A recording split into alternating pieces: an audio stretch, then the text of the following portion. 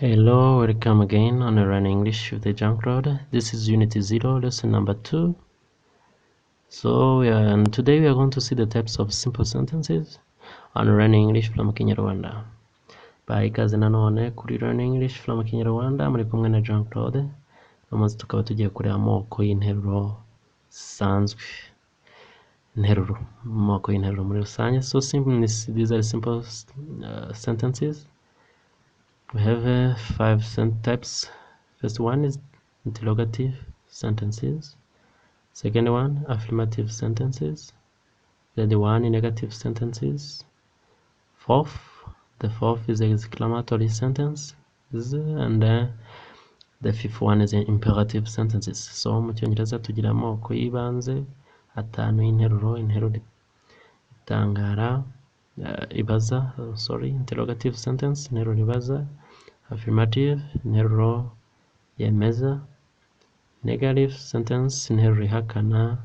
Exclamatory sentences, interuro itangara, and imperative sentence, interuro itegeka. So we are going to see each and several examples. Muri buri yose tugiye kureba ingero zadufasha kumva neza iyo ariyo. So let's start with the interrogative sentences. So an interrogative sentence, interuro ibaza dushobora kubaza dukoresheje inshinga, dukoresha ibikorwa, amagambo agaragaza ibikorwa. So dushobora gukoresha verb to be cyangwa verb to do. To do ni gukora, to be ni ukuba. Verb to be ikora igihe n'ubundi harimo inshinga kuba mu kibazo ugiye kubaza. Ese waba uri, hanyuma to do ni izindi nshinga zose aho kuvuyemo inshinga y'igikorwa cyo kuba.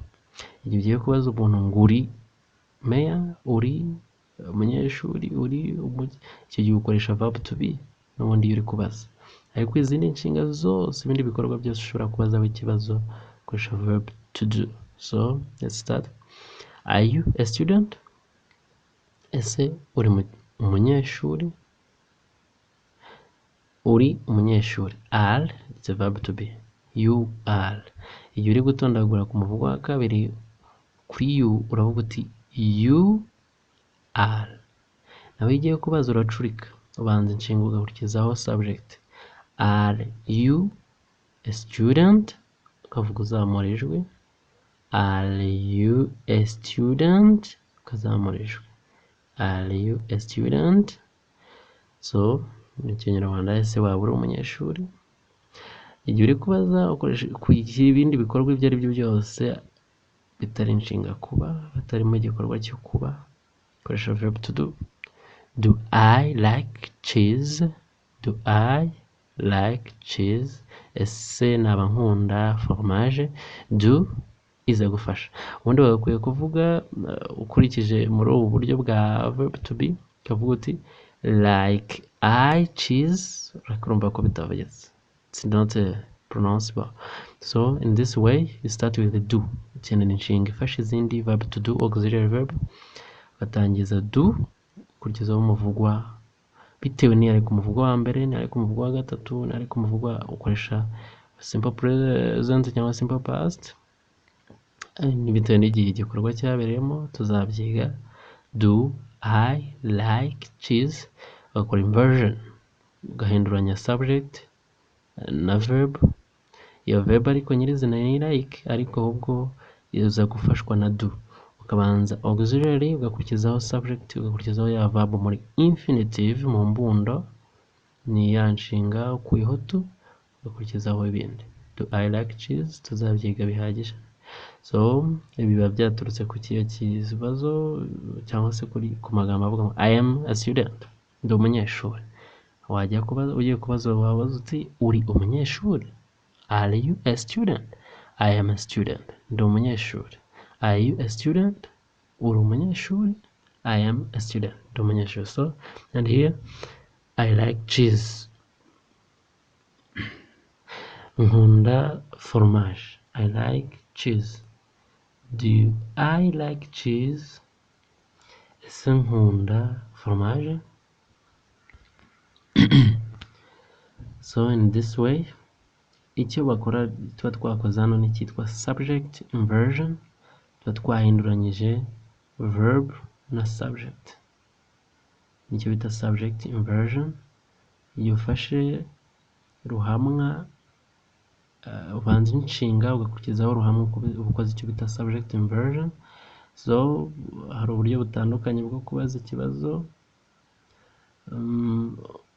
Twabonyemo ubu ngubu ukoresheje subject inversion, ariko hari utundi tugambo tubaza ikibazo tuziga byihariye. So we can also use the question words like what, when, where, who and which.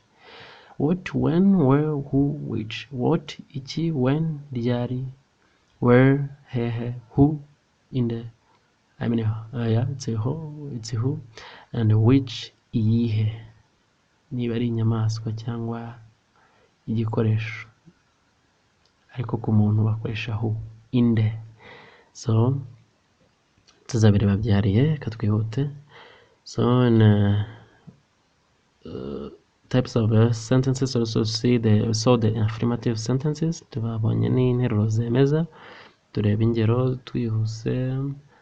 So interuro yemeza ishobora kuba ari igisubizo cy'ikibazo wabajijwe, cyangwa akaba ari amagambo, interuro muri rusange isanzwe. Let's see. Ku kibazo twabonye hejuru ushobora gusubiza uti yes I am a student. Twabonye ngo are you a student, ku kibazo cyabazaga. Ugiye gusubiza mu buryo bwo kwemeza uti yes I am, ntabwo ukenera kongeraho bya bintu ngo yego ndi umunyeshuri, kandi ntabwo bikenewe. uravuga uti yego ndi we. Yes I am, ntabwo ukenera kongeraho umunyeshuri. Yes I am no a man. Turi bubirebe. So general statement ishobora kuba ari interuro uri kwivuga, uri kwisobanura imbere y'abantu, uvuga uti I am a student, ndi umunyeshuri muri rusange, atari uko bakubajije, atari igisubizo utanze. Ndi umunyeshuri, icyo nicyo bita statement, interuro muri rusange. So iki gisubizo kiba cyaturutse cyari cyaturutse ku kibazo kibaza ngo are you a student? Yes I am, yego ndiwe. So I am bituruka kuri are, n'ubundi ni kuri, kuko ari wowe uri kwisubiza nkawe. I am ni verb to be ni simple present, tuzayiga. I am, you are, he is. Mu kubitondagura iyo ugiye gusubiza rero inversion ntabwo igaruka nk'uko twabibonye muri interrogative. Urabanza subject ugakurikizaho verb. The same here, and this is self introduction. I am a student, there is no inversion here. Self introduction mu gihe uri kwisobanura imbere y'abantu, cyangwa se uri kwivuga icyo uri cyo, ukoresha affirmative sentence. So negative sentence now, guhakana, negative, impossible, ibitari byo. So negative ubundi bivuga ni impakanye mu rurimi, ariko ni moins minus mu mibare. So let's go. Ushobora guhakanira umuntu ku kibazo akubajije, enance ikaba ari igisubizo, mugakoresha impakanya ari nk'igisubizo ku kibazo ubajijwe, cyangwa a general statement ubundi igihe uri kwintroduce cyangwa se uri kuganira n'umuntu ukisobanura ku kintu runaka uri kwivuga. So urugero kuri cya kibazo, no I am not a student. Twabajijwe ngo are you a student, ugiye gusubiza uhakana uravuga uti no I am not. I am ndi, not oya, si ndi, muri make si ndiwe. I am not, si ndiwe. So in Kinyarwanda oya si ndiwe, inde umunyeshuri. And here I am not a student. Igihe uri kwisobanura ugomba kuzana object ikajyaho. Hano nta object ukenera kuko ari direct answer. It is a simple answer, ni igisubizo muri rusange gitoya, ariko igihe uri kwisobanura I am not, ukuzuza icyo utari cyo. Igihe uri kwisobanura imbere y'umuntu ntabwo avuga ngo I am not gusa, kereka yakubajije ikibazo. So I am not ivuga ngo sindi, a student, umunyeshuri. Ariko igihe wabanjije, igihe uri gusubiza ikibazo no I am not, uba ushatse gusubiza cya kibazo bakubajije ngo sindi we, wa wundi bakubajije ari nde, ari we umunyeshuri, sindi we cyangwa sindi umunyeshuri. Sindi umunyeshuri, so byaturutse kuri bya bibazo are you a student, and here it is a self introduction. Thank you. Let's proceed with the exclamatory sentences. Interuro zitangara. So in examples here, igihe dutangara mu cyongereza dukoresha utugambo tubiri tw'ingenzi, how and what. So reka turebe imikoreshereze. How very interesting. How mu busanzwe ibi bibaza ikibazo baza ngo gute, gute, how. So igihe rero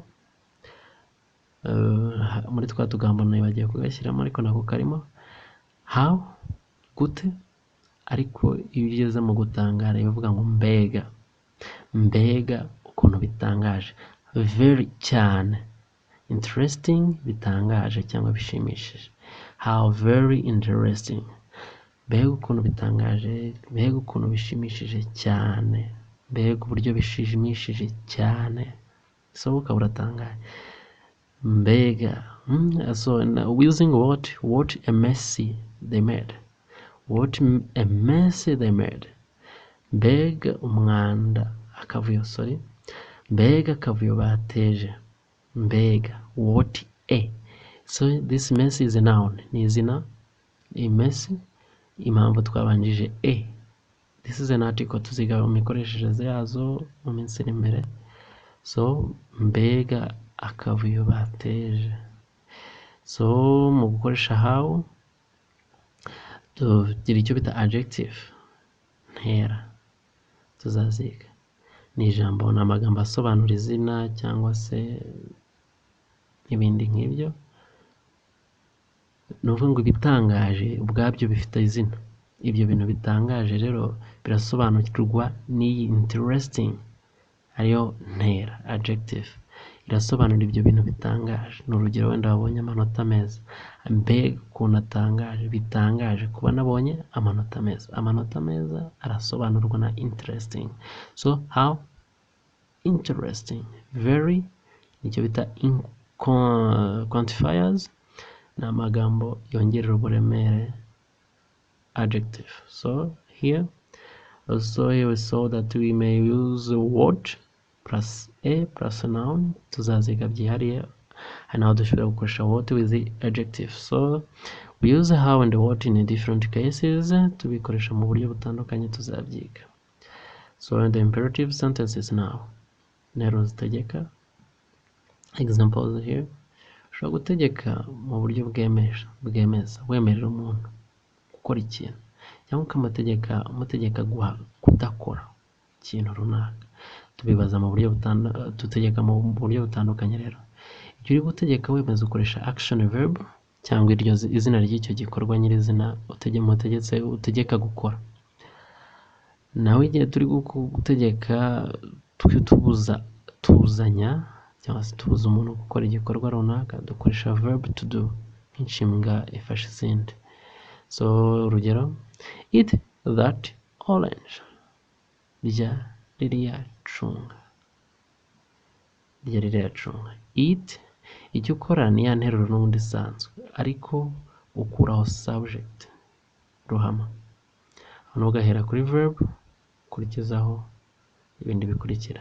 So dushobora gutegeka umuntu twegeranye, cyangwa se tukitegeka. Tuziga uburyo bwinshi bwo gutegeka. Igihe twitegeka ntabwo dukoresha ubu buryo, tuzabwiga dukoresha ijambo let.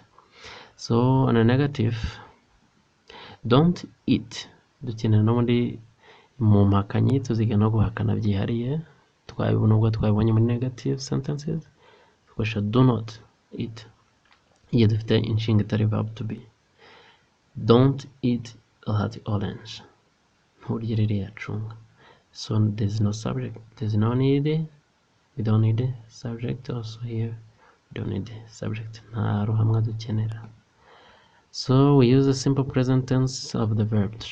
Dukunze gutegeka dukoresheje igikorwa cy'ako kanya. So this is simple present tense, ndagihe y'ubu. Icyo gihe ukoresha verb muri simple present mu ndagihe y'ubu. So this was the last. If you wanna follow us, you may follow us on the YouTube channel on Learning English from Kinyarwanda. And if you wanna write me on email address, may write me on ggc.ed.services@gmail.com. So keep on. See you later. Thank you.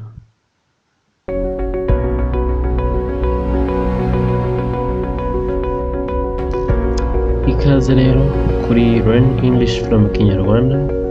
Niba unyuzwe n'iyi gahunda wakanda kuri like, share and subscribe. Uzakora gutaha, mbifurije ibyiza, murakoze. Imana ibahe imigisha.